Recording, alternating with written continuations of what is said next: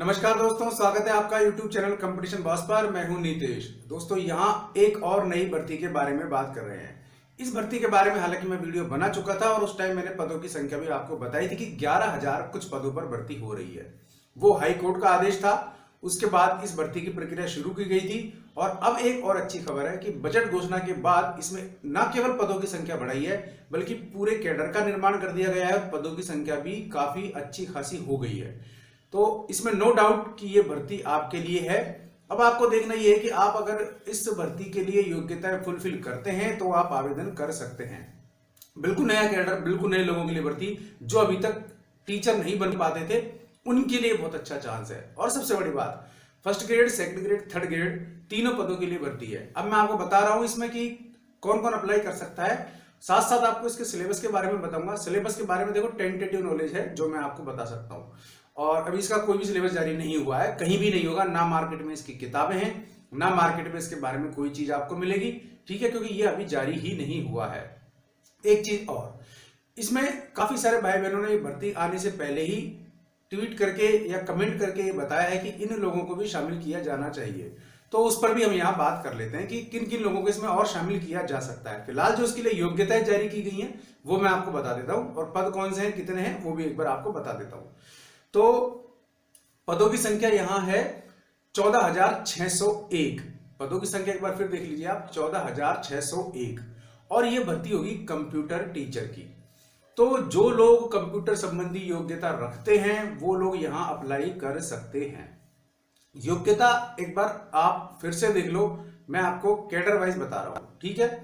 तो सबसे पहले इन्होंने जो कैडर बनाया है, एक्चुअल में होता क्या है, जब भी कोई नया कैडर बनता है, भर्ती होती है, तो उसमें कैडर बनाना होता है। उसका मतलब कि अगर मान लीजिए उनको नेक्स्ट प्रमोशन देना पड़ा तो आप कहां देंगे, ठीक है। तो ये बार बार डिमांड चलती रहती है।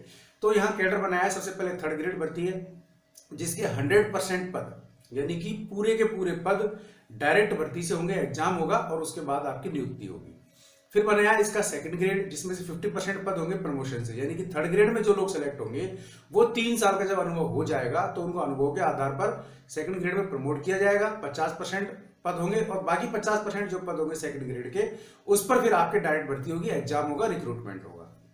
इसी प्रकार फर्स्ट ग्रेड का भी रहेगा, ठीक है। वहां भी 50% आपके प्रमोशन से और 50% डायरेक्ट रिक्रूटमेंट से भर्ती होगी। तो यहां इसका मतलब क्लियर हो गया कि ये भर्ती थर्ड ग्रेड टीचर की है, ठीक है। हाँ, स्टेट, और मैं बता दूं आपको, स्टेट है ये राजस्थान, और आप यूपी से है या कहीं से भी है तो आप इसमें आवेदन कर सकते हैं, क्योंकि बंदे मांगे इसमें इंजीनियरिंग विंग वाले। तो आप कहीं से भी है, किसी भी स्टेट से आवेदन कर पाएंगे। इसमें आपको कोई भी कहीं भी कोई तरीके की रोक नहीं मिलेगी। अब देख ले इसमें योग्यताएं एक बार देख लेते हैं। पद मैंने बता दिए 14,601 पद है, और माध्यमिक शिक्षा निदेशालय जो है उसने प्रस्ताव बना करके भेज भी दिया है, ठीक है। और इसमें जो नियुक्ति होगी ये प्रत्येक माध्यमिक और उच्च माध्यमिक में होगी। थर्ड ग्रेड वाली जो नियुक्ति है वो भी माध्यमिक उच्च माध्यमिक में होगी। 9वीं 10वीं क्लास को उन्हें कंप्यूटर साइंस सब्जेक्ट पढ़ाना पड़ेगा, कंप्यूटर पढ़ाना पड़ेगा। और वर्क प्रोफाइल एक बार देखें आप, इनका वर्क पोर्टफोलियो देखें एक बार इनका, तो कंप्यूटर संबंधी, मेल संबंधी जितने भी काम होंगे वो सभी इन्हें करने पड़ेंगे, ठीक है। और ये कंप्यूटर लैब जो भी बनाई गई है स्कूल्स में, उन सबके प्रभारी होंगे, क्योंकि अभी तक वो क्या रहा था, स्कूलों में कंप्यूटर लैब थी, लेकिन स्थिति ये हो रही थी कि उन लैब पर ताले पड़े थे, कंप्यूटरों पर धूल जमी थी, क्योंकि वहां कोई कंप्यूटर टीचर या ट्रेन कंप्यूटर टीचर वहां था ही नहीं। केवल कुछ जगह संविदा पर इस तरीके से लगाए हुए थे और उनसे ही काम चल रहा था। अब सरकार ने इन पर नियमित भर्ती करने का मानस बना लिया। तो सबसे पहले देखें थर्ड ग्रेड पर कितने पद हैं। थर्ड ग्रेड जो टीचर्स हैं, कंप्यूटर टीचर्स, उनके लिए पद कितने हैं, तो उनके लिए पदों की संख्या है 10,985, यानी कि सीधी भर्ती है इतने पदों पर। तो फिर बात आती है सेकंड ग्रेड की, तो 3,616 पद सेकंड ग्रेड के हैं। दोनों मिलाकर हो गए आपके 14,601 पद। और CSE कंप्यूटर साइंस की योग्यता वाले वो इसके लिए योग्य हैं। अब सबसे पहले हम देख लेते हैं थर्ड ग्रेड के लिए योग्यता क्या रखी है इन्होंने। तो थर्ड ग्रेड के लिए योग्यता हम देखें यहां तो CSE कंप्यूटर साइंस और IT इंफॉर्मेशन टेक्नोलॉजी, सूचना प्रौद्योगिकी और कंप्यूटर विज्ञान, दोनों में अगर आपने BE किया हुआ है, BTech किया हुआ है ना, BE या BTech कंप्यूटर साइंस एक चीज, दूसरा BE या BTech IT, ठीक है ना, इंफॉर्मेशन टेक्नोलॉजी, 2 योग्यता है। तीसरा BSc, या आपका BSc किस में होना चाहिए, CSE कंप्यूटर साइंस या IT में, वही बात। तो BE या BTech आपके कंप्यूटर साइंस में, आईटी में और बीएससी आपके कंप्यूटर साइंस और आईटी में अगर कोई है तो आप इसके लिए योग्य होंगे। यह है आपका 3rd ग्रेड के लिए योग्यता कार्ड। अब 2nd ग्रेड का देखें तो वही कंप्यूटर साइंस या आईटी में अगर किसी ने पीजी किया हुआ है, यानी कि एमटेक किया हुआ है, ठीक है ना, या एमई किया हुआ है, ठीक है ना, या उन्होंने एमएससी किया हुआ है, तो वो भी इसके लिए योग्य होंगे, ठीक है। लेकिन 2nd ग्रेड और 1st ग्रेड में क्या होगा कि आपको 3 वर्ष की योग्यता, आपको अनुभव की अर्जित करनी पड़ेगी, तब जाके आप इसमें फॉर्म भर सकेंगे। तो ये हुआ आपका योग्यता के संबंधित जानकारी। अब एक चीज तो वो है, काफी टाइम से कॉमर्स वाले मांग करते आ रहे हैं कि उन्हें एक तो बीएड में शामिल किया जाए, बीएड करवाई जाए। दूसरी बात, जैसा कि मुझे पता लगा, काफी सारे भाई बहनों ने बताया कि कॉमर्स में भी कंप्यूटर साइंस सब्जेक्ट होता है, तो उन्हें भी शामिल किया जा सकता है। दूसरी बात, मांग उठेगी यहाँ आरएससीआईटी वालों की, ठीक है। सरकार ये कोर्स सबको करा रही है और आईए तक की भर्ती में, ठीक है ना, जो इंफॉर्मेशन असिस्टेंट लगे उस भर्ती में भी आरएससीआईटी कोर्स को मान्य किया गया था, तो उसकी भी डिमांड उठ सकती है, ठीक है। और तीसरी बात, इंजीनियरिंग वाले मेरे भाई बहनों ने सवाल उठाया कि इलेक्ट्रॉनिक्स एंड कम्युनिकेशन जो है उसको भी शामिल किया जाना चाहिए, क्योंकि वो भी सीएस और आईटी की ब्रांच है। तो इलेक्ट्रॉनिक और कम्युनिकेशन वालों को भी इसमें शामिल करने की मांग अभी उठने लगी है।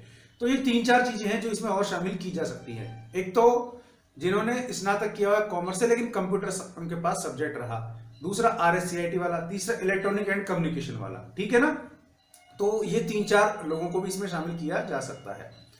अब इसका सिलेबस और एक बार और चीजें देख लेते हैं। तो सिलेबस के बारे में मैंने आपको बताया कि इसके सिलेबस के लिए कोई भी योग्यता कहीं भी, तो सिलेबस के बारे में मैंने आपको बताया कि इसके लिए कोई भी किताब फिलहाल मार्केट में नहीं है। कंप्यूटर संबंधी किताब आपको मार्केट में मिल जाएगी, लेकिन इसका सिलेबस अभी जारी नहीं किया गया है, तो इसलिए मार्केट में कोई किताब भी नहीं है।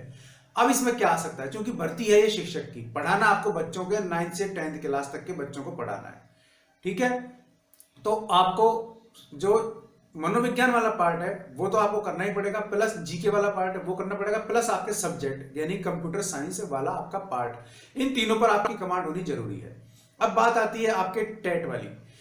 तो राजस्थान में तो रीट होता, ठीक है ना, या फिर आर टेट होता था, अभी तक कुछ भी पता नहीं है, ठीक है ना। कहा जा रहा है अगस्त में आपके रीट होगा और उसमें भी 31,000 भर्तियां हैं। तो रीट में इनको शामिल करते हैं कि नहीं करते हैं, या फिर बीएड वाली योग्यता रखेंगे कि नहीं रखेंगे, या केवल सिंपल बीई या बीटेक ही होगा कंप्यूटर साइंस या आईटी वालों के लिए, ठीक है। तो ये भी क्लियर नहीं किया है। तो ये आपका कमेंट बार बार आएगा, मुझे पता है, आप बार बार पूछेंगे कि सर क्या बीएड जरूरी है, क्या इसमें टेट जरूरी है। तो दोनों को लेकर के अभी कुछ नहीं है। सरकार ने प्रस्ताव भेजा है, निदेशालय ने सरकार को, और इसमें जहां तक है बीएड का प्रावधान अगर होगा तो फिर इसमें अभी थोड़ा सा मामला अटक भी सकता है और ये भर्ती थोड़ी सी डिले भी हो सकती है। लेकिन सरकार चाहती है कि इसी सेशन में एक बार भर्ती हो जाए, चाहे कितने ही पदों पर हो, क्योंकि बिल्कुल नया कैडर है, बिल्कुल नया मामला है। सरकार की ओर से ये पद नए सृजित किए गए हैं, तो पूरा श्रेय सरकार इसका लेना चाहती है। रही बात टेट की, तो इसमें टेट की अनिवार्यता जहां तक है अभी कहीं भी कोई जिक्र नहीं है कि इसमें अनिवार्यता होगी। तो अभी तक ना तो इसमें टेट की अनिवार्यता रखी गई है, ना ही रखी गई है आपके बीएड की, क्योंकि बीएड केवल साइंस और मैथ वालों को ही अलाउ था, बीटेक और एमटेक वालों को, ठीक है ना, यानी कि जिन्होंने इंजीनियरिंग से साइंस और मैथ में जिनकी विशेष योग्यता थी उनको बीएड अलाउ था। ऐसा यूपी में भी है, ठीक है। तो यहां मामला थोड़ा अलग रहेगा। तो बीएड और सीटेट के बारे में या बीएड और टेट के बारे में अभी कुछ नहीं कह सकते, केवल सिंपली आपको बीई या बीटेक कंप्यूटर साइंस या इंफॉर्मेशन टेक्नोलॉजी में होना चाहिए, ये इसकी योग्यता बताई गई है। और ये बात मैंने आपको शुरू में बताई थी कि जिस प्रकार हाईकोर्ट का डिसीजन था इस मामले में कि भाई कंप्यूटर लैब पर ताले पड़े हुए हैं स्कूलों में और बच्चों को कंप्यूटर शिक्षा दी भी नहीं जा रही, जबकि ये जमाना आईटी का है और इसके बिना कुछ नहीं हो रहा। एआई का जमाना आ रहा है, यानी कि आर्टिफिशियल इंटेलिजेंस का, और यहाँ बच्चों को कंप्यूटर की एजुकेशन देने के लिए टीचर्स भी नहीं है। तो उसको लेकर जब कोर्ट ने फटकार लगाई थी तो उस टाइम 11,000 पदों पर भर्ती की बात थी और उसको लेकर के सरकार ने प्रयास भी शुरू कर दिए थे। और जब उसी के बाद फिर सरकार ने क्या किया कि इस मामले को बजट भाषण में शामिल किया, अपने बजट घोषणा में शामिल की, और बजट घोषणा के केवल 7-8 दिन के अंदर अंदर ही ये वैकेंसी जो है सरकार ने इसके कागज चला दिए, इसकी प्रक्रिया शुरू कर दी। अब केवल थोड़ा सा मामला बचा है कि एक तो इसकी फॉर्म कब निकलेंगे, एक ये चीज आपके पास जानकारी होनी चाहिए। तो फॉर्म की संभावना जहां तक है, इसकी फॉर्म आ सकते हैं आपके अप्रैल तक भी फॉर्म आ सकते हैं, क्योंकि ज्यादा टाइम नहीं लगेगा, ठीक है।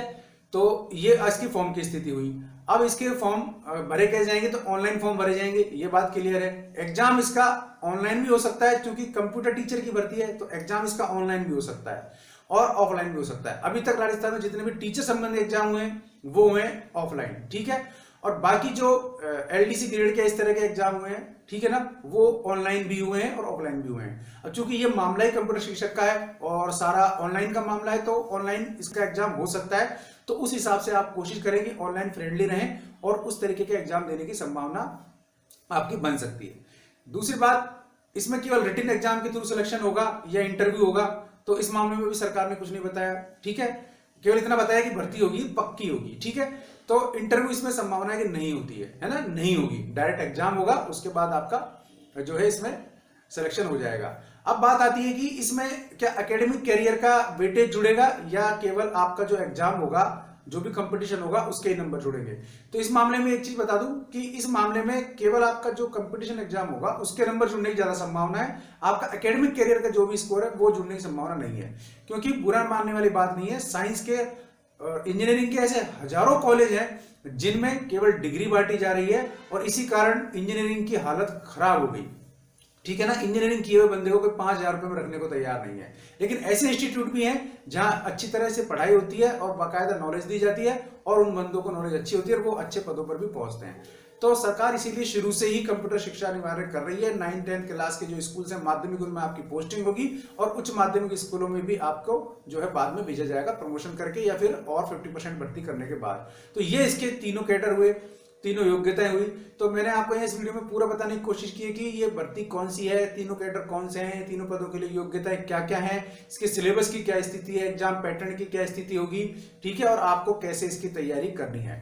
अगर वीडियो पसंद आए तो यार लाइक कर देना, चैनल पसंद आए तो सब्सक्राइब कर लेना, बेल आइकन दबा देंगे आप तो वीडियोस के नोटिफिकेशन भी आपको मिलते रहेंगे। आज के लिए इस वीडियो में बस इतना ही। ऐसे किसी यूजफुल वीडियो में फिर मिलूंगा, तब तक के लिए नमस्कार।